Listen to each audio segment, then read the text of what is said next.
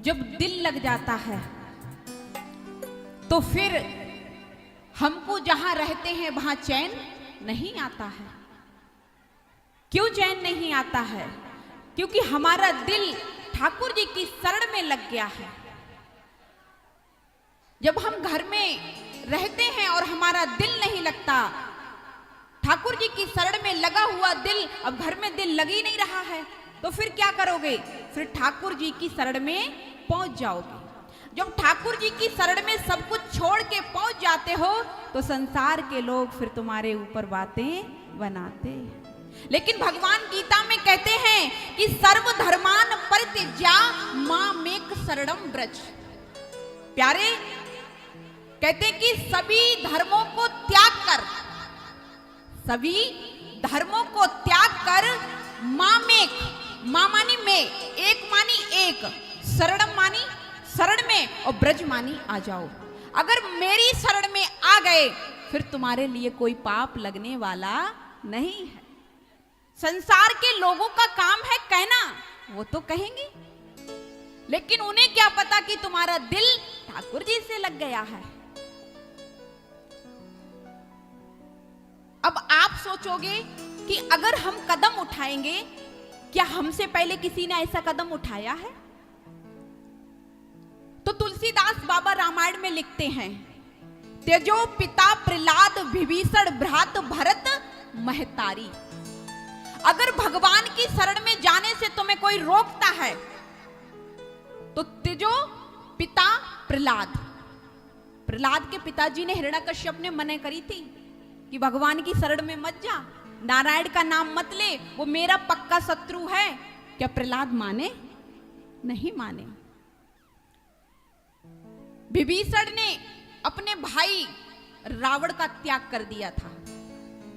जब सभा में बैठे हुए थे विभीषण, और विभीषण राम की शरण में जाने के लिए तैयार हो गए, जब भाई रावण ने बात नहीं मानी तो रावण ने विभीषण के लात मार के सभा से निकाल दिया। उसी दिन सब आयुहीन हो गए जिस दिन विभीषण लंका को त्याग कर चले आए। प्यारे, जब भक्त अगर घर में रहता है और भक्त त्याग कर घर छोड़ के, नगर छोड़ के चला जाए तो समझ लो पूरे गांव पे संकट आ जाता है। क्यों? क्योंकि भगवान तेरे द्वार, तेरे घर, तेरे गांव में नित्य आते हैं जब ठाकुर जी का भक्त रहता है।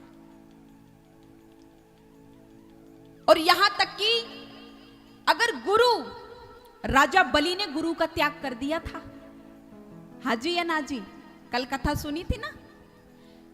राजा बलि ने गुरु का त्याग क्यों किया? गुरु शुक्राचार्य ने मना किया कि दान का संकल्प मत लो, क्योंकि भगवान को दान देने में रोक रहे थे। तो राजा बलि ने गुरु जी का त्याग कर दिया, बोले गुरु जी भगवान को तो दान दे के ही रहूंगा।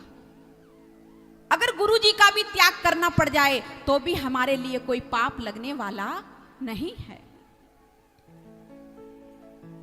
फिर सोचोगे आप कि माता, जब कैकेयी ने भरत के लिए राजगद्दी मांग ली और भरत को पता चला कि मेरी मां ने मेरे भाई राम से मुझे अलग कर दिया, तो उसी दिन नानी के घर से आकर के भरत ने अपनी मां कैकेयी का त्याग कर दिया।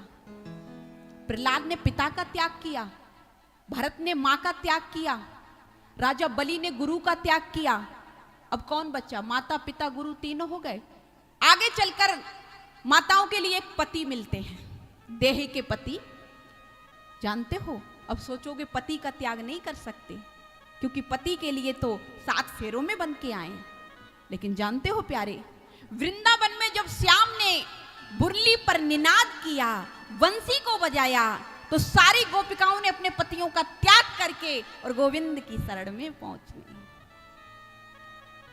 गोविंद की शरण में पहुंच गई तो भगवान ने अर्जुन से कहा है, अर्जुन सर्व धर्मान परित्यज्य मामेक शरणम व्रज। चाहे माता, चाहे पिता, चाहे गुरु, चाहे पति, कोई भी रिश्ता हो, चाहे कोई भी धर्म हो, आप किसी को भी त्याग दो। अगर भगवान की शरण में जा रहे हो फिर तुमको कोई पाप लगने वाला नहीं। बोलना पड़ेगा।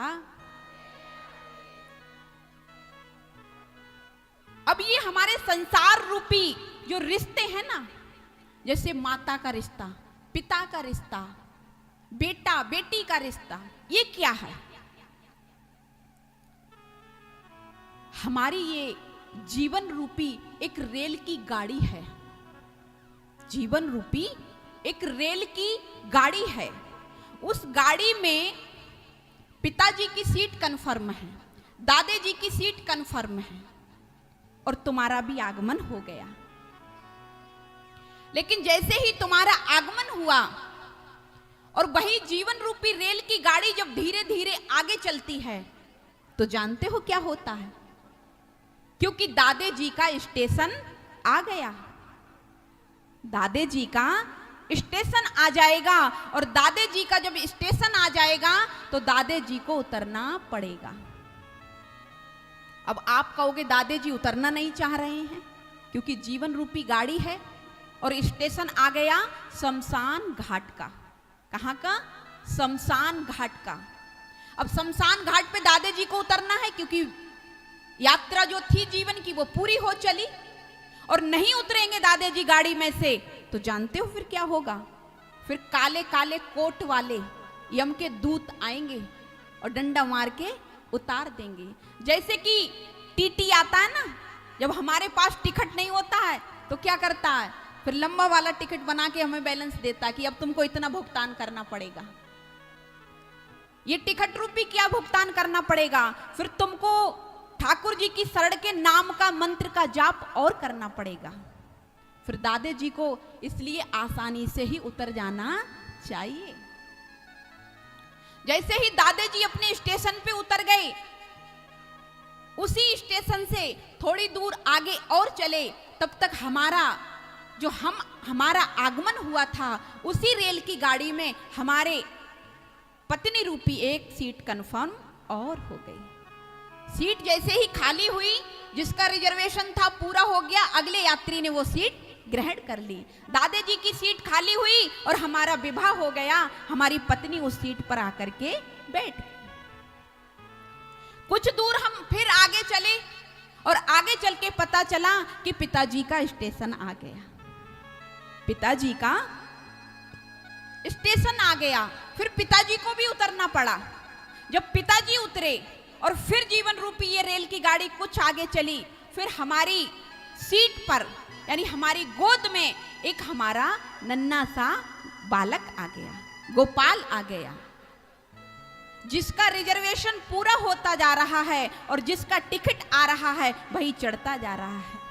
बोलो राधे राधे।